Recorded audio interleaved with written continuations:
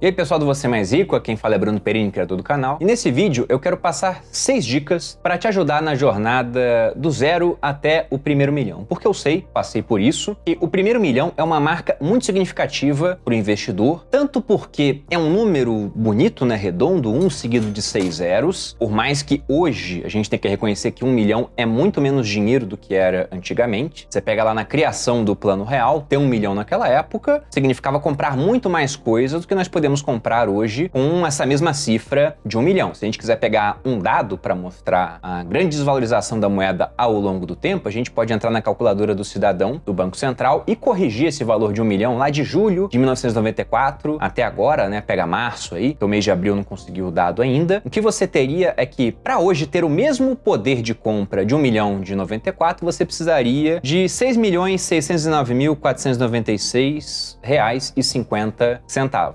Mas eu não vejo os investidores colocando uma meta de ter R$ 6.619.496,50. A gente continua com essa meta do milhão, porque, como eu disse, é um número muito bonito. Ele mexe com o psicológico das pessoas e, além disso, ele acaba marcando também a entrada do investidor, caso esse patrimônio esteja no mercado financeiro, para o seleto hall de investidores qualificados, né? E tem fundos, por exemplo, que eles são disponíveis apenas para investidores qualificados. Há pouco tempo as BDRs eram disponíveis também apenas para investidor qualificado. Isso mudou, né? Então perdeu um pouco desse peso, mas mesmo assim é um feito considerável. E não é fácil, né? Porque se fosse fácil, todo mundo fazia por aí. Tudo bem que se você mora em uma grande cidade, muitas vezes 1 milhão não vai marcar tanta coisa assim na sua vida, porque em São Paulo, Rio de Janeiro, que são cidades que eu conheço melhor, você pega um bairro bem localizado, um apartamento às vezes nem tão grande assim, né? 70, 80 metros, dependendo da localização, já vale mais de 1 milhão. Mas mesmo assim, é um feito a ser comemorado. E como que você pode fazer para acelerar a sua escalada do zero, e geralmente onde as pessoas começam, né? Alguns até no negativo, começam saindo das dívidas, falaremos disso aqui, para o seu primeiro milhão. Então eu separei 6 dicas aqui para tentar deixar a jornada de vocês mais simples do que foi a minha, através do aprendizado com os erros, né? Experiências de outras pessoas.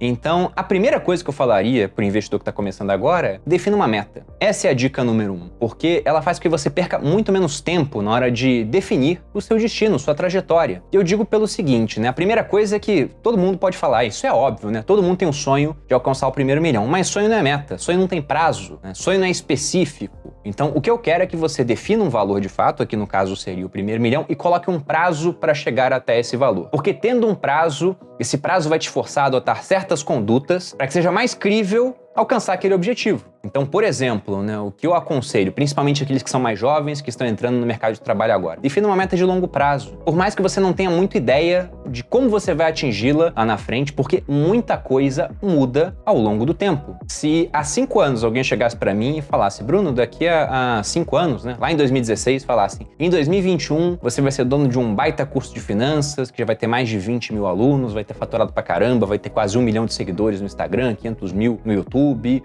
vai ser dono do segundo maior podcast de negócios do Brasil. Eu falo, cara, você tá doido, né? Como é que isso tudo vai acontecer em apenas 5 anos? E foi exatamente o que aconteceu em 5 anos, mostrando que a gente não sabe o que vai acontecer no futuro. Por isso, para metas de longo prazo, por mais que você não tenha ideia daquilo que você vai fazer, você pode ousar mais do que nas metas de curto prazo. Tem até uma frase do Tony Robbins que mostra, né, que geralmente as pessoas fazem o contrário. Elas superestimam o curto prazo enquanto subestimam o longo. Quantas pessoas vocês não conhecem que colocaram como meta que em 2021, na virada do ano, ajeitar as finanças, ganhar muito dinheiro, por exemplo, né, zerar dívidas, encontrar amor da vida, emagrecer não sei quantos quilos, entrar em forma, tudo no mesmo ano. 3 coisas importantíssimas e muitas vezes complicadas de serem feitas, não é simples, né? Passando o ano novo de roupa amarela e cueca vermelha para ver se vai conseguir essas 2 metas aí com a ajuda do oculto aí, de forças sobrenaturais, sei lá, tem louco para tudo. Mas o que eu digo é o seguinte, defina uma meta de longo prazo. Poxa, mas como que eu vou saber se eu vou alcançar essa meta ou não? Como é de longo prazo, talvez você não saiba o que você vai ter que fazer. Mas tendo um ponto de partida, e esse é simples, basta pegar a sua realidade atual, e tendo um ponto de chegada desejável,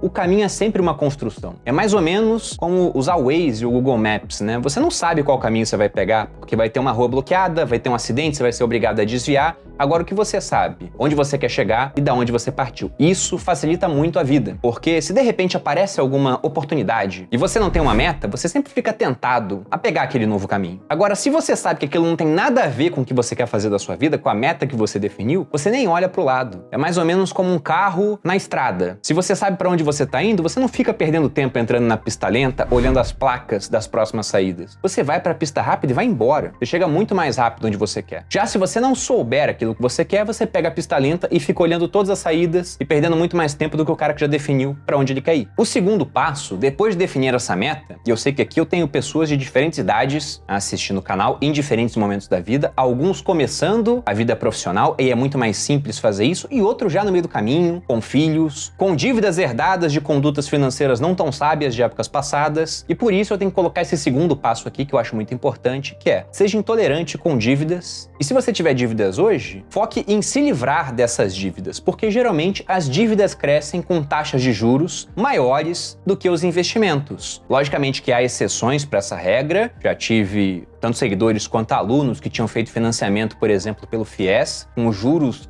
inacreditáveis, assim, né? Muito mais baixos do que a inflação atual. Se você tiver uma dívida assim, que sei lá, tem uma taxa de juros de 3%, pô, o IPCA tá em 6%, precisa ter pressa para pagar essa dívida. Mas geralmente o que acontece não é isso. São poucas pessoas que têm dívidas assim. Geralmente é o cara que ele tem uma dívida que tá crescendo a 8% de juros e tá com dinheiro parado no Tesouro Selic ganhando 3,5%. Então, nesse caso, foque em pagar suas dívidas. Porque além de ser uma conduta muito ruim para você, investir a 3,5% pagando 8% de juros muitas vezes, no longo prazo você está tendo um prejuízo com essa conduta até que você acabe de pagar essa dívida. Um outro ponto que eu sempre gosto de lembrar é que as pessoas que têm dívidas precisam que as coisas deem certo. Elas ficam muito mais frágeis do que quem não tem dívida e, pelo contrário, tem caixa. Quando alguma coisa de muito ruim acontece no mundo, como aconteceu em 2020 e ainda está acontecendo, que é a questão da pandemia, pessoas morrendo, negócios fechando, muita gente quebrando, perdendo emprego, preços de ativos financeiros no ano passado caindo pra caramba, principalmente no momento de incerteza, e nisso aí, aqui pro Brasil,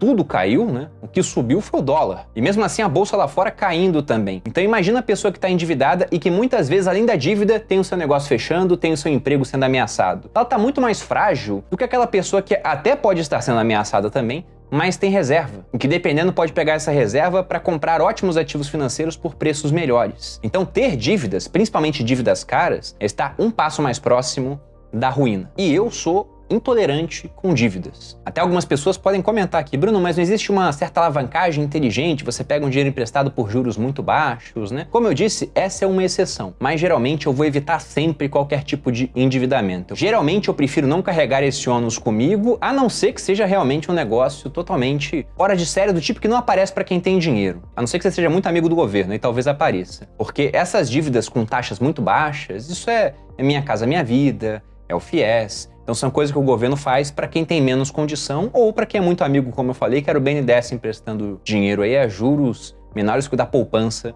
durante um certo período da nossa história. Mas tirando isso, foque em quitar as dívidas. Se você não tem, ótimo, já podemos partir para a dica número 3, que é poupar muito mais do que as pessoas acham razoável. Porque geralmente, né, as pessoas aqui no Brasil não poupam. O índice de poupança do nosso país é muito baixo comparando com outros países. E há vários motivos para isso. A nossa moeda não é uma moeda forte, isso desestimula a poupança. Para que eu vou abrir mão do meu consumo presente pensando em ter um poder de compra maior no futuro, se a moeda não para de perder valor? Aqui eu tô dando até uma definição mais elegante, as pessoas não pensam muito nisso, elas só estão consumindo. E a renda do brasileiro também é baixa, em comparação com outros países, e você pode até pensar, poxa, mas como que a renda é baixa, né? O salário muitas vezes parece muito para quem paga e pouco para quem recebe. A gente tem impostos sobre consumo muito altos, que oneram principalmente os mais pobres. Dando um exemplo aqui básico, vamos supor que você, empreendedor, queira contratar alguém para a sua empresa, e você quer pagar um salário mínimo, vamos arredondar aqui para R$1.000, tá um pouco mais alto do que isso hoje para essa pessoa. Você quer que ela receba somente esse mínimo. Só que para pagar 1.000, você tem que ter 2.000 separado, porque afinal de contas você tem que fazer uma provisão para férias, 13º, FGTS, INSS, uma provisão para possível processo trabalhista, então vai ser mais ou menos o dobro, também simplificando essa conta. Ou seja, para pagar 1.000, você tem que ter 2.000 separado por mês. Só que para essa pessoa receber 2.000, ela tem que produzir pelo menos aquilo que ela vai receber, você concorda? Na verdade não, tem que produzir mais, porque dependendo da sua empresa, se for uma empresa do Simples, por exemplo, você vai ser tributado não com base no seu lucro, mas sim com base no seu faturamento. Ou seja, você fatura, menos os custos, você teria o lucro. Se for positivo, né? Se os custos forem mais altos do que o faturamento, você tem prejuízo. Então o pessoal pensa, vai pagar imposto sobre o lucro. Não, é sobre o faturamento. Então, vamos supor que você seja tributado em 20%.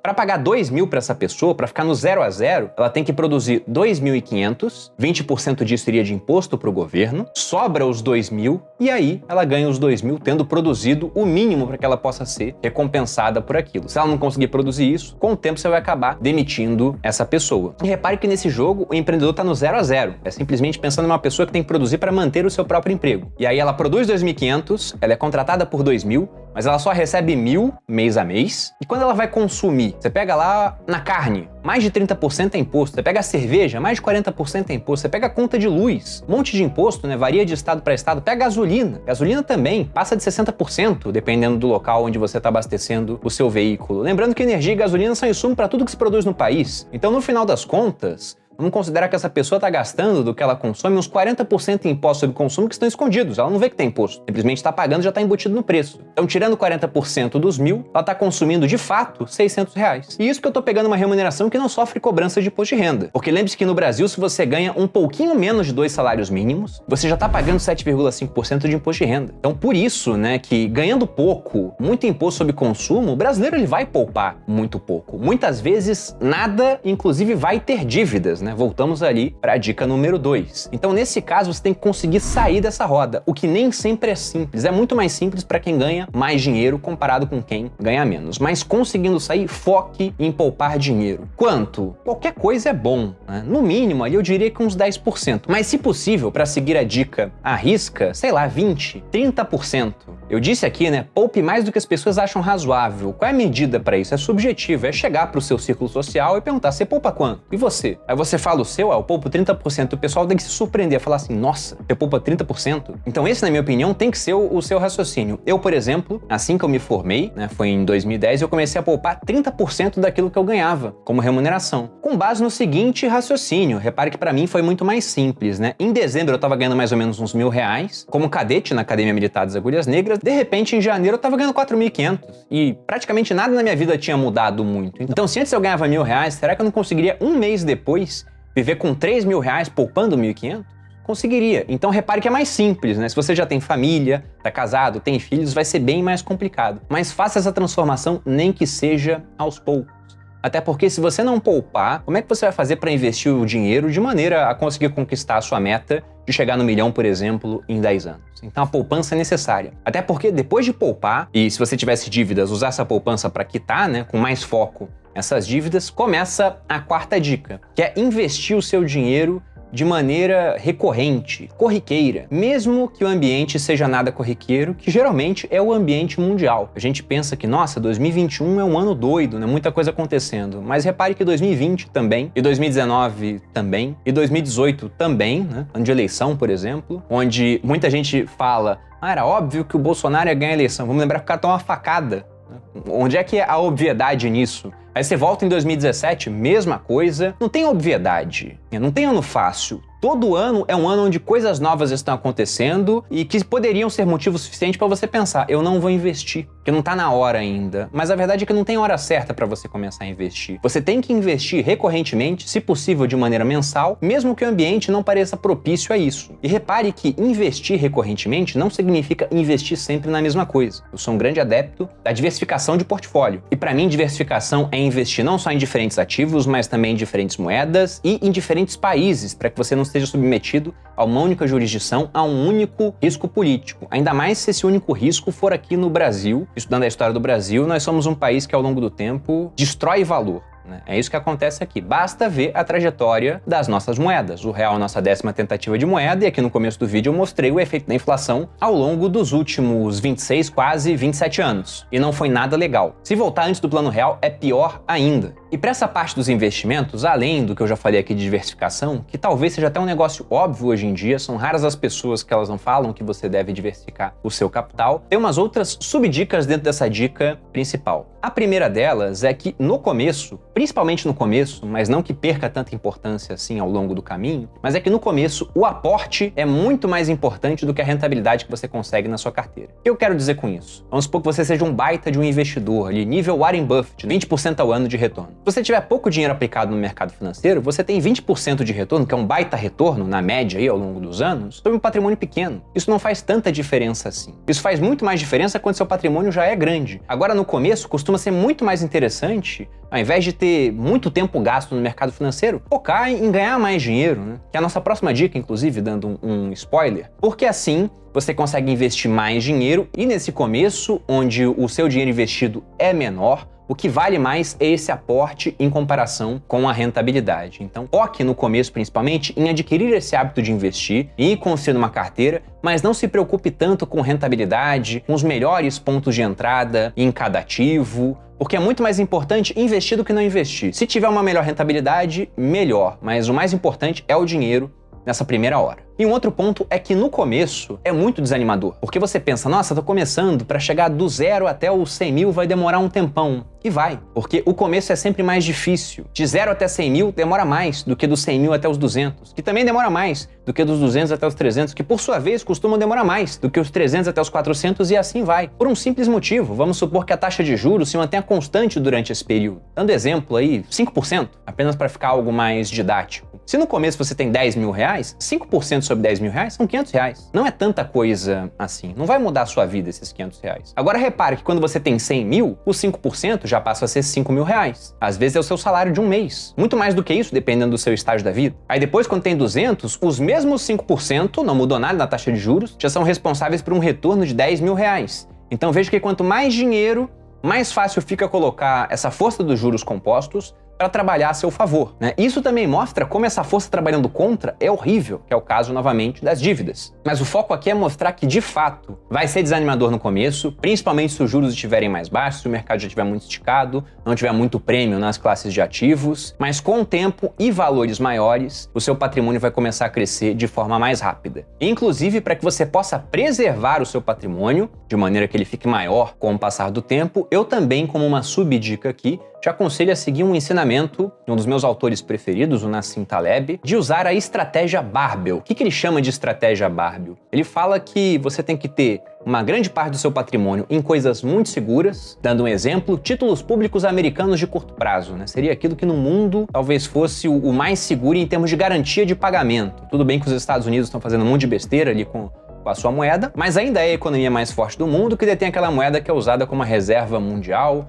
e o meio de troca global. E na outra ponta, você teria um menor percentual do seu patrimônio em coisas muito arriscadas, porém com uma grande expectativa de lucro e altamente convexas, né? O que ele quer dizer com esse termo convexa? Algo que, quando der certo, dê mais dinheiro do que você perderia se desse errado. Um exemplo é um dos assuntos que eu falo bastante aqui no canal, sobretudo ao longo dos últimos meses, que é o Bitcoin, né? Ou outras criptomoedas, mas o Bitcoin é aquela mais relevante, a que eu acho mais interessante. Se você investe um certo valor em Bitcoin e simplesmente o Bitcoin deixa de existir, o que pode acontecer de pior com esse valor que você investiu? Ele é zero. O máximo que você perde é 100% daquilo que você investiu. Mesma coisa acontece por uma ação. Mas, em compensação, e se der certo e realmente mais pessoas passarem a adotar o Bitcoin, mais empresas começarem a reservar parte do caixa para alocar em Bitcoin, talvez até bancos centrais começando a comprar Bitcoin também. O que acontece é que o Bitcoin pode subir 100%, 200, 300, 400, 500, 600, 700, 800, 1000%, como chegou a subir nos últimos 12 meses, e muito mais do que isso ao longo do tempo. E a mesma coisa pode acontecer com empresas. Então, esse tipo de investimento é interessante, né? Porque deu errado e várias coisas deram errado ao longo dessa trajetória, você perde só o que você investiu. E dando certo, basta que você tenha um único grande sucesso em algumas escolhas assim, para compensar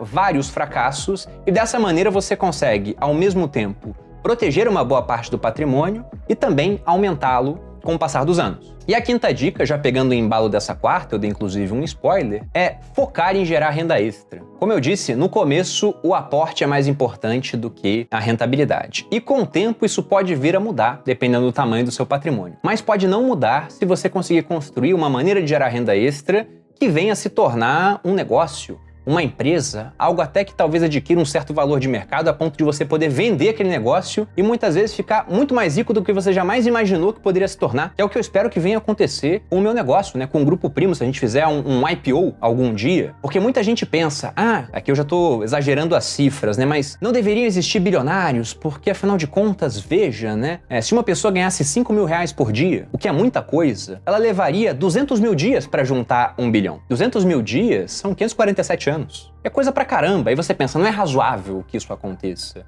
Porque você tá pensando errado. Se pensar realmente em ganhar 5 mil por dia, não parece razoável. Mas como que as pessoas, elas conseguem um patrimônio bilionário? Não é juntando 5 mil por dia e guardando num cofre, numa conta bancária. Não. É construindo um negócio que de repente dá 10 milhões de lucro no ano, o que é uma cifra muito mais realista em termos de lucratividade. Meu negócio já faz mais do que isso, e não nesse ano, já fez isso em anos passados, né? Nesse eu espero que faça bem mais do que isso. Na verdade, se for pegar somente os 2 primeiros trimestres, já passamos disso. Então estamos bem. Agora imagina que eu consiga vender o meu negócio para uma pessoa que avalie, nossa, o seu negócio é muito bom, tem uma barreira de entrada boa, você cresce pra caramba, então estou disposto a comprar o seu negócio por 100 vezes o lucro que você dá no ano. Se esse lucro for de 10 milhões, 10 vezes 10 milhões, 100 milhões, 100 vezes 1 bilhão. Então é assim que pessoas ficam bilionárias, vendendo partes ou um negócio todo que são altamente lucrativos e que possam crescer de maneira incrível, né? Muitas vezes exponencial. Mas isso, como eu disse, é um bônus. Eu não espero que todo mundo que começa a gerar renda extra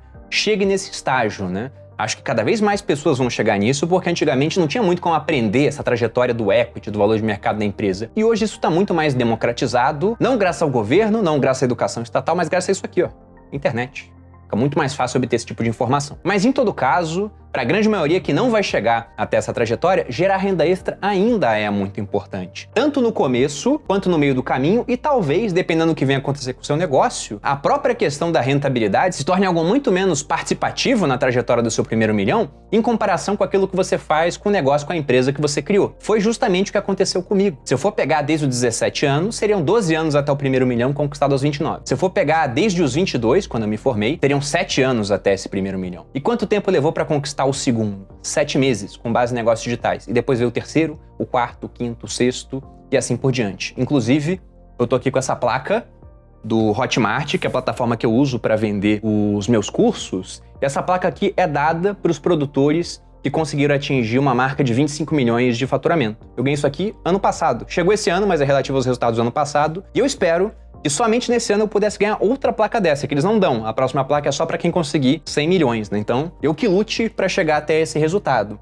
Mas repare que, com investimentos, eu demoraria muito, mas muito tempo para conseguir esse mesmo resultado. Inclusive, constantemente o pessoal me pergunta, Bruno, você ganhou mais dinheiro com investimentos ou com negócios, lançando curso na internet? Como é que foi isso? E quando a pessoa me faz essa pergunta, eu vejo que ela não tem a mínima noção do poder de um negócio digital, gente. Simplesmente para eu conseguir ter nos investimentos o resultado que eu tive nos negócios digitais, eu teria que ser muito melhor, não só do que o Warren Buffett, que já foi citado aqui, que tem uma média de uns 20% ao ano de rentabilidade, eu teria que ser melhor do que o Peter Lynch, que conseguiu ao longo de 13 anos 29,2%, se eu não me engano, de rentabilidade, e teria que ser melhor do que o James Harry Simons, que consegue uns 40%. É um cara que só contrata matemáticos lá para a gestora dele, a Renaissance. Ele tem um Medallion Fund, que é um baita de um fundo, e mesmo assim ele não conseguiria o resultado que eu tive com negócios. Então repare que é quase impossível fazer o que eu fiz com os negócios apenas com os investimentos. A não ser que você comprasse Bitcoin um monte lá no comecinho e nunca vendesse até agora. Mesmo com a queda, você teria um resultado melhor do que o meu. Mas são raras as pessoas que fizeram isso. Geralmente quem comprou Bitcoin lá atrás acabou perdendo a senha, né? Vitória de Pirro tá com um patrimônio lá muito bom, mas não consegue mexer nesse dinheiro. E o último ponto nessa trajetória é lembrar, principalmente aqueles que se apaixonam pelo mercado financeiro, foi o que aconteceu comigo, né? Eu não esperava um dia trabalhar com isso, mas eu gostei tanto que acabei migrando para essa área. É lembrar que, como dizem, né, nem só de pão viverá o homem, então nem só de mercado financeiro viverá o investidor. Aproveite as oportunidades que aparecem no mercado, mas também fique atento às oportunidades que estão fora do mercado, porque muitas vezes podem acabar sendo mais lucrativas do que o próprio mercado financeiro.